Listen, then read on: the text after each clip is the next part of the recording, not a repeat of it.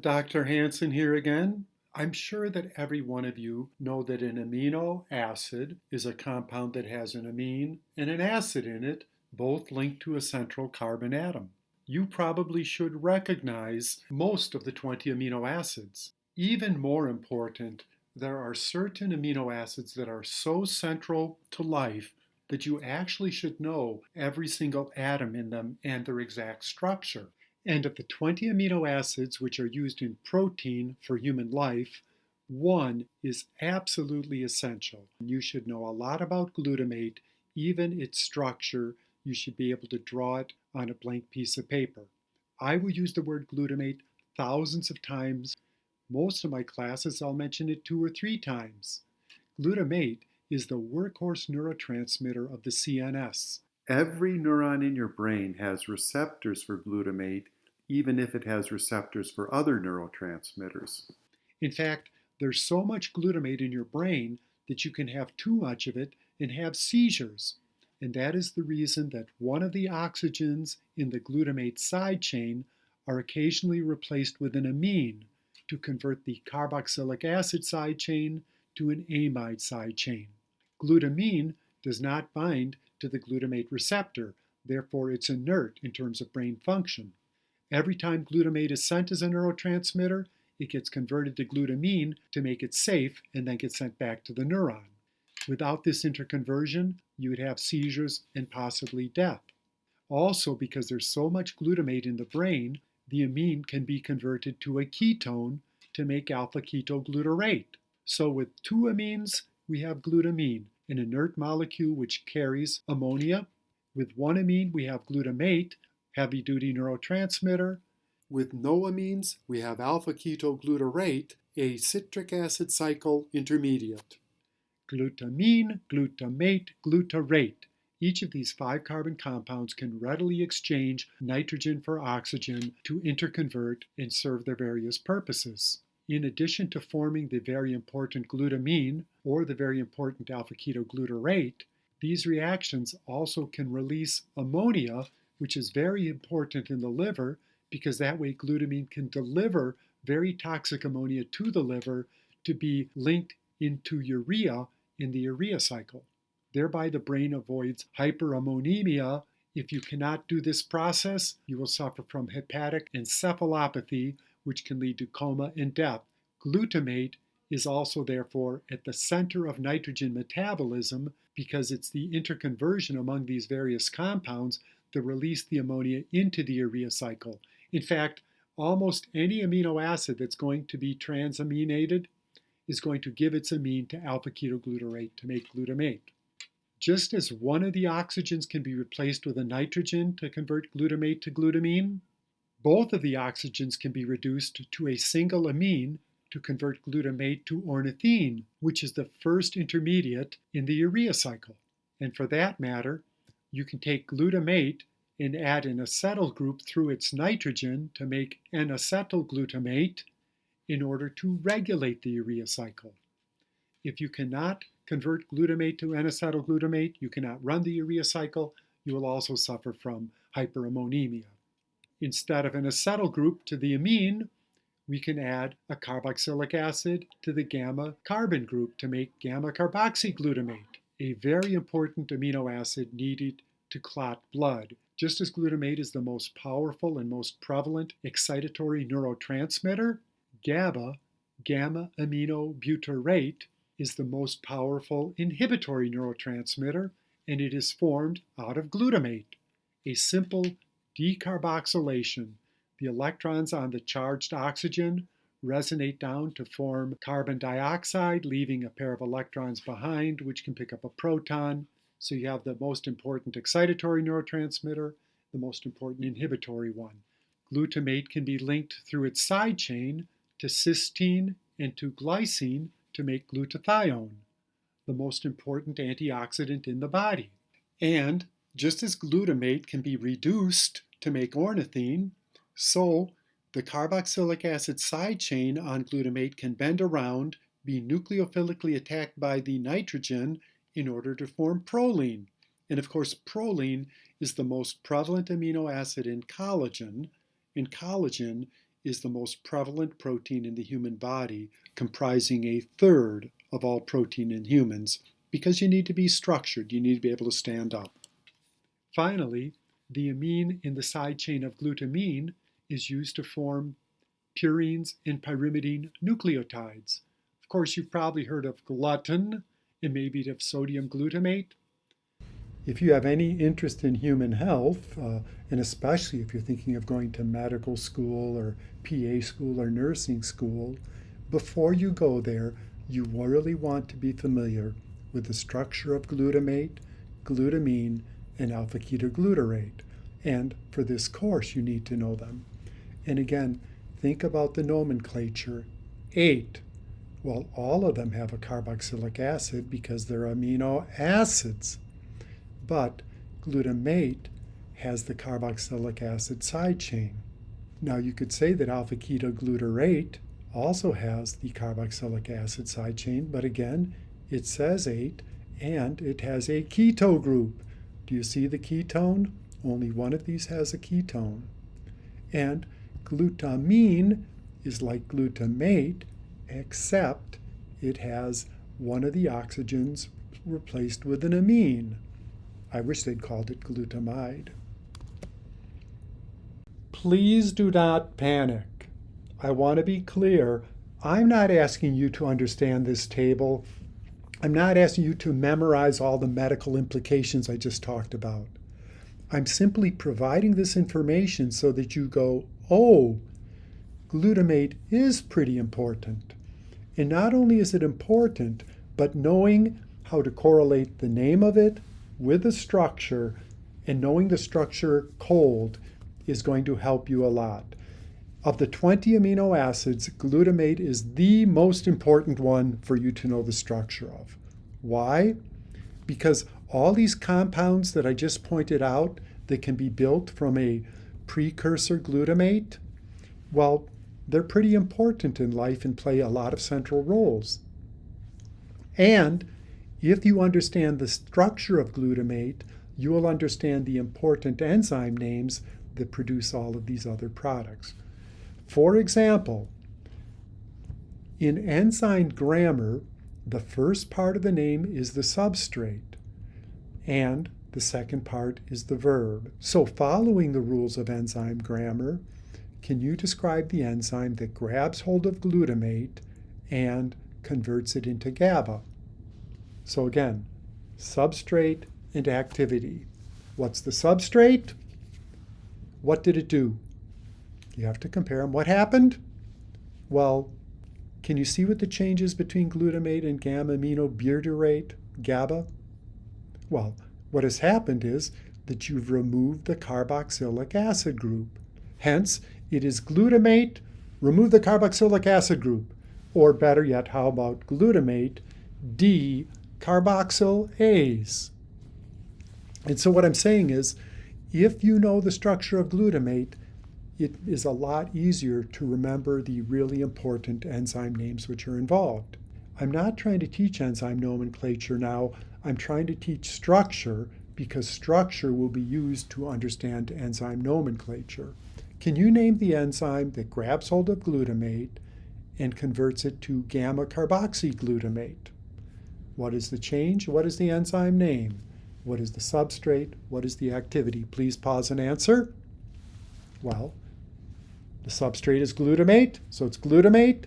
The activity, it added a carboxylic acid group. How about glutamate carboxylase? How about the group that grabs glutamate and makes N-acetylglutamate? How about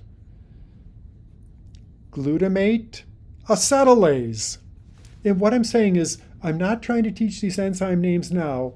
I'm saying that if you know structure, and if you know glutamate especially, then all these enzyme names, glutaminase, glutamate D, hydrogenase, serum glutamate, oxaloacetate, transaminase, or glutamate pyruvate, transaminase, glutamate acetylase, glutamyl transferase, glutamate carboxylase.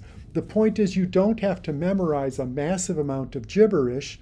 Rather, you can simply interpret. Substrate, usually just glutamate. Verb, what happens to it? So that leaves you with a clear choice. You can either do an awful lot of work and go through an awful lot of pain by relying almost exclusively on brute force memorization of what will sound like gibberish without any understanding of structure. So all these very similar sounding names, they sound similar because they're referring to glutamine, and some of them are doing similar reactions.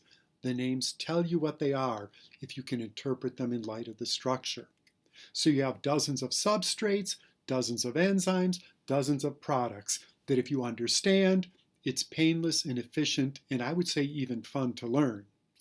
Plus, the language you learn by understanding a few simple structures will extend way beyond enzymes which metabolize glutamate, glutamine, alpha-ketoglutarate, because you have the same types of reactions, dehydrogenases, transaminases, acetylases.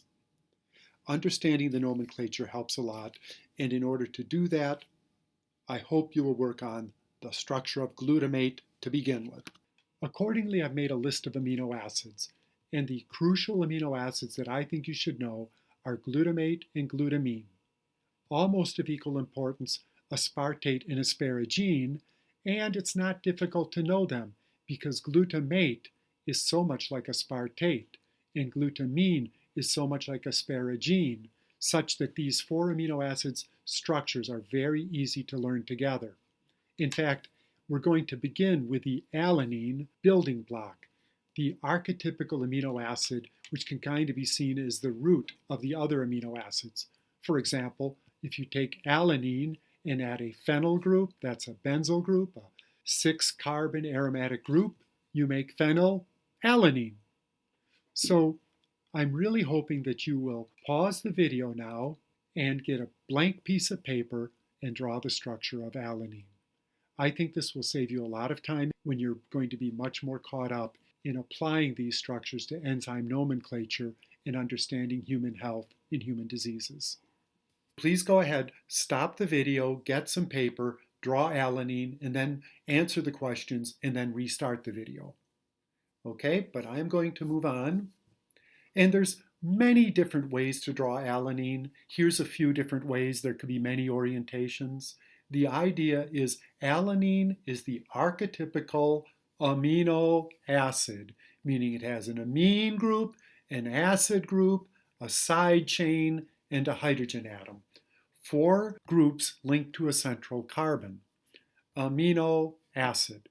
I've shown it here where I've labeled everything, including the hydrogen linked to the alpha carbon, whereas here I don't show that hydrogen because organic figures don't have to show the hydrogens when they're linked to carbon, although good to show them when they're linked to nitrogen or oxygen. We have 1, 2, 3, we need a 4th bond to carbon, there should be a hydrogen there. How many hydrogen atoms will be linked to this methyl group, the carbon up top at the side chain? Well, since there's only a single bond to it, there needs to be 3 hydrogens, CH3.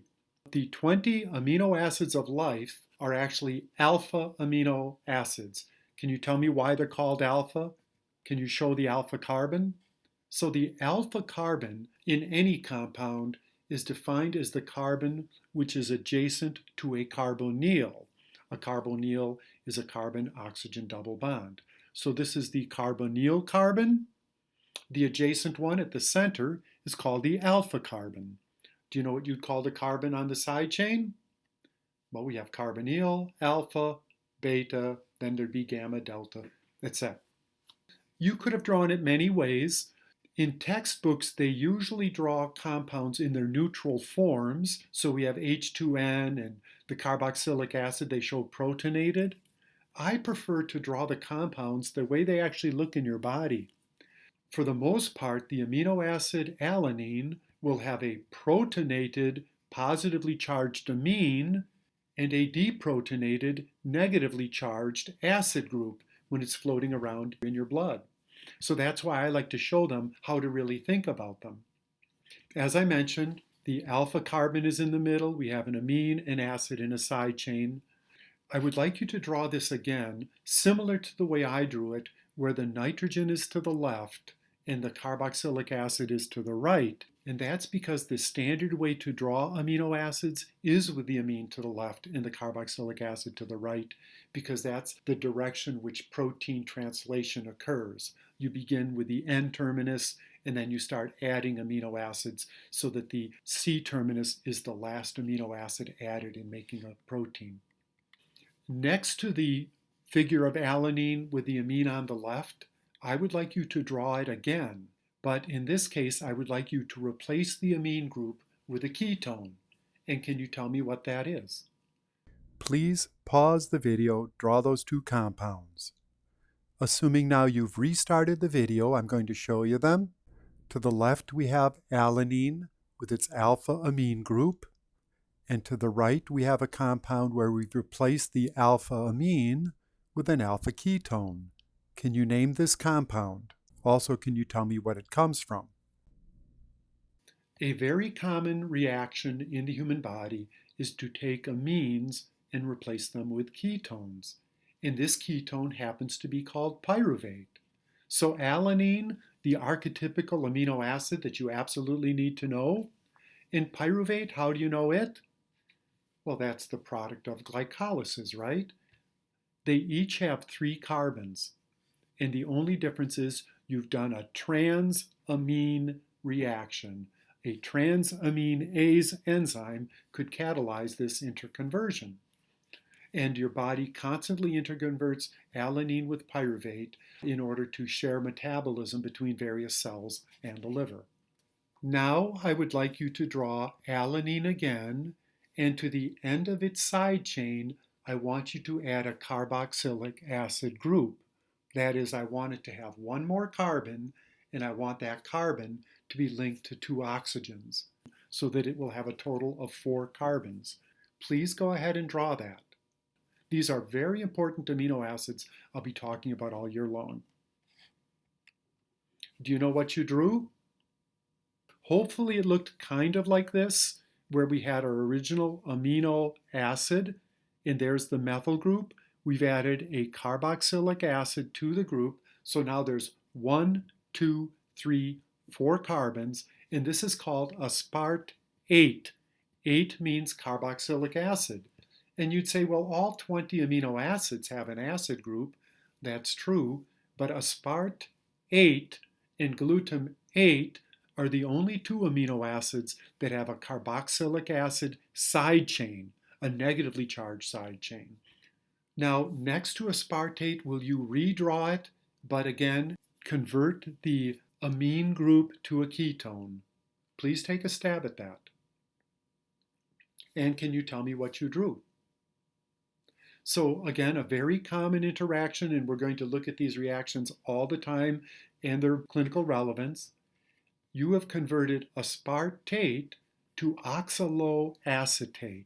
This is a citric acid cycle intermediate, the first step in the citric acid cycle where acetyl coenzyme A adds an acetyl group to oxaloacetate to make citric acid, hence the citric acid cycle.